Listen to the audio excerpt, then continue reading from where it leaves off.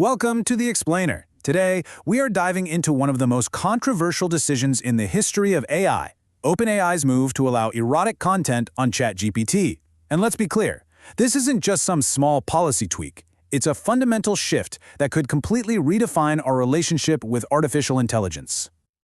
And it all kicked off with this one statement from CEO Sam Altman. It signaled a massive reversal of a policy they've held for years. He's basically saying, hey, we think we've fixed the big safety problems, so it's time to take the guardrails off for adults. But have they really solved an issue that complex? Okay, let's get into it. To really unpack this whole story, we're going to break it down into 5 parts. First, we'll look at what OpenAI actually announced. Then, we'll rewind a bit to see the history that led to this moment. After that, we'll explore the intense market pressures driving this, the immediate backlash it caused, and finally, what this all means for our future with AI. Okay, so what is actually changing here? Well, on October 14th, 2025, OpenAI completely flipped the script on its content rules. This wasn't just some minor update in the terms of service. It was a huge, public declaration that the world's most famous chatbot is, well, growing up.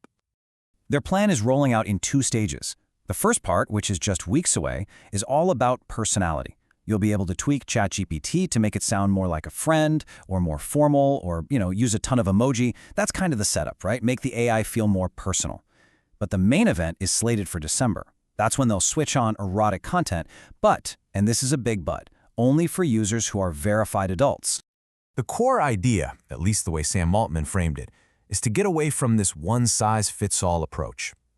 For years, the platform treated every single user with the same tight restrictions, all to protect the most vulnerable. This new philosophy is all about trusting adults to make their own choices.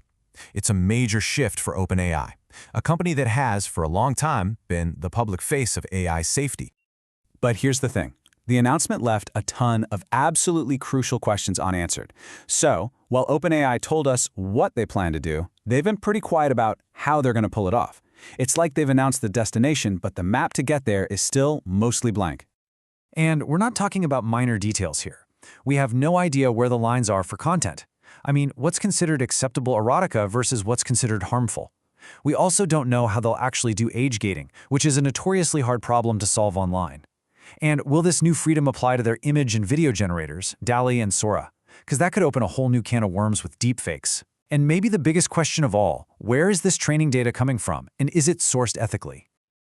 So to really understand just how significant this change is, we have to look back at why ChatGPT was so locked down to begin with. This old policy didn't just appear out of nowhere. It was created in response to a very real and very public crisis. Historically, OpenAI's policy was crystal clear. Sexually explicit content was banned, period. It was completely walled off, only allowed in super specific, non-recreational situations, like medical research. And this was all to prevent harm, especially to minors, and to avoid the very real danger of AI negatively influencing vulnerable people. And again, this wasn't just some theoretical concern. This policy was forged in the fire of tragic, real-world events that linked AI interactions with severe mental health issues. It forced OpenAI and really the entire industry to face the darker side of what they had created. The pressure on OpenAI built up incredibly fast throughout 2025. It kicked off in April with a devastating lawsuit from the parents of a 16-year-old named Adam Rain. They alleged the chatbot had encouraged his self-destructive thoughts before he died by suicide.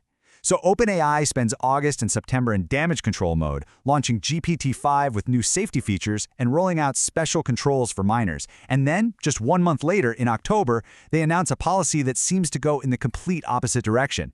It's an incredibly fast, almost whiplash-inducing pivot.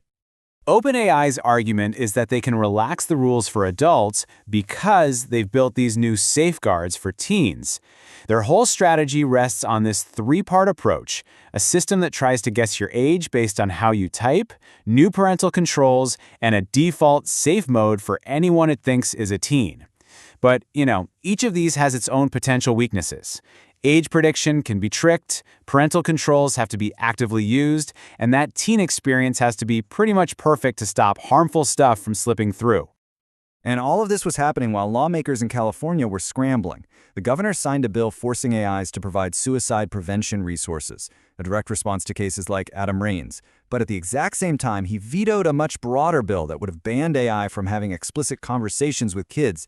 He said it was too restrictive and might stifle innovation, which is a classic Silicon Valley argument.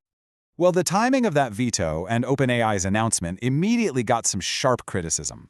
The author of the vetoed bill, Rebecca Bauer-Kahn, pointed out this just unbelievable sequence of events. The tech lobby wins a huge fight against child safety rules, and the very next day, the industry's biggest player announces it's leaning right into the kind of content those rules were trying to control. So this gets us to the most crucial question. Why? Why would OpenAI make such a risky move, especially with all this political heat? The answer, as it so often is, comes down to money and competition in the AI companion market. Yeah, this is not a niche market we're talking about. It's a massive industry that's projected to be worth almost $280 billion by 2031. To put that in perspective, that is bigger than the entire global video game market is today. And in this space, romantic and sexual content has proven to be a huge driver of user engagement, user retention, and ultimately profit. And if you take a quick look at the competition, you can see that OpenAI was really falling behind.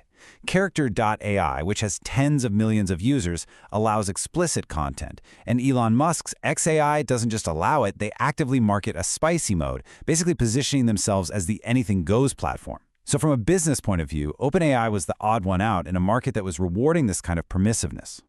But, and this is a really big but, this permissive approach comes with severe and frankly disturbing consequences. Character AI is facing lawsuits from families whose children died by suicide. Over at XAI, employees reported serious psychological strain from being forced to train the AI on explicit material, which tragically included exposure to user requests for illegal content, specifically child sexual abuse material, or CSAM. And even Meta has been investigated for its AI having romantic conversations with young kids. This is the very risky territory OpenAI is now choosing to step into. So, as you can probably imagine, OpenAI's announcement triggered an immediate and widespread backlash. Lawmakers, mental health experts, users, everyone had something to say, and not many were holding back. Politicians were deeply skeptical that OpenAI had just suddenly solved these incredibly complex mental health issues. Senator Josh Hawley's response really captures that feeling, this sense that the company was downplaying how bad past failures were, while at the same time loosening the rules. Mental health experts like Dr. Nina Vasan from Stanford were echoing these exact concerns. They warned that these systems just aren't equipped to handle complex human emotions. Sure, they can simulate support, but they are not therapists. And that simulation can become actively harmful when a user is in real distress, maybe leading them down a dangerous path without any of the guardrails you'd get from a trained professional. The users themselves were completely split down the middle. On one side, you had creative writers and other folks who were just frustrated by the censorship, arguing that it was limiting legitimate adult uses. But on the other side, a lot of users immediately saw the potential for abuse, especially creating non-consensual explicit content, deepfakes, targeting real people.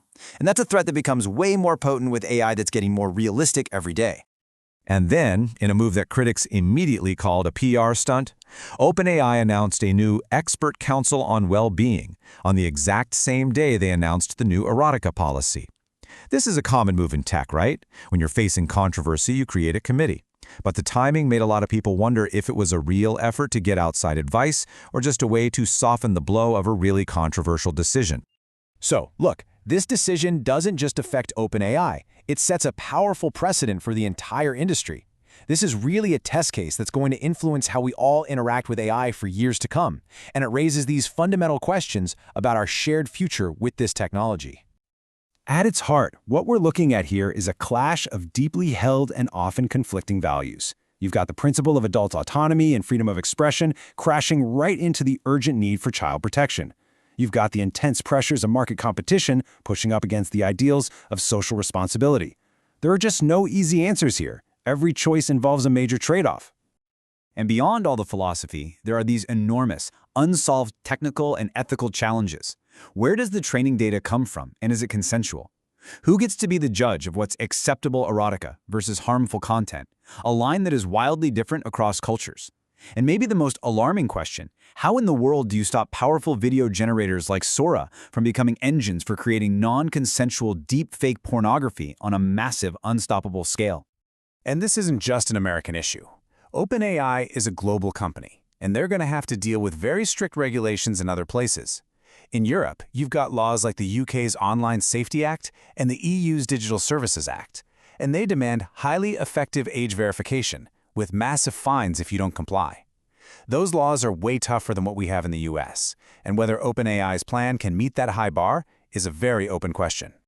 Ultimately, OpenAI's decision forces all of us to confront a really difficult question. As these tools become more lifelike, more personalized, and more deeply woven into our lives, who gets to decide where the boundaries are? Is it the company, driven by the market? Is it the individual user exercising their freedom? Or is it the government, whose job it is to protect its citizens? There are no easy answers here, and the path we choose is going to define the next chapter of our relationship with technology.